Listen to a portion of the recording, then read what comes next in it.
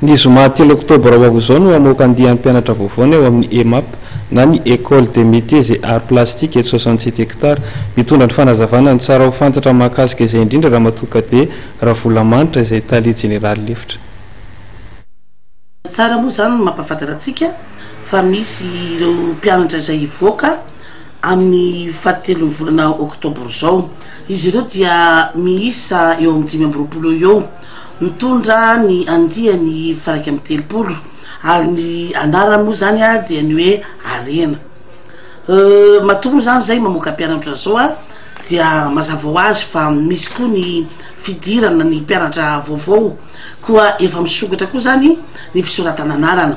Reo ankizy zay ny navoakanay tamin'ity moa zany dia misy ny taranja anankitelo, dia ao moa zany ny taranja architecture, ao ny taranja bâtiment travaux publics, reo koa ny taranja bâtiment travaux publics. Io moa zany dia ny EMAP amin'ny dingana voalohany no amoaka andreo mpianatra andiany arena ireo zay misy 520. Zany hoe rehefa mivoaka ireo mpianatra ireo zany dia niveau DTS, zany hoe niofana tao anatin'ny rotaona zany ireo mpianatra ireo.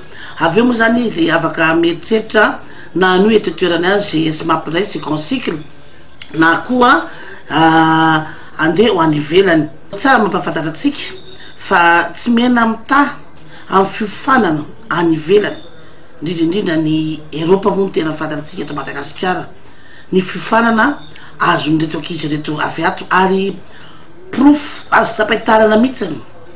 Hitatsika tsy tena zavatra maro fa hitatsika angamba ny fanasarana na ny tanànana renivohitra fotsiny zany dia efa hita ny asa tanan'ny mpianatry ny EMAP.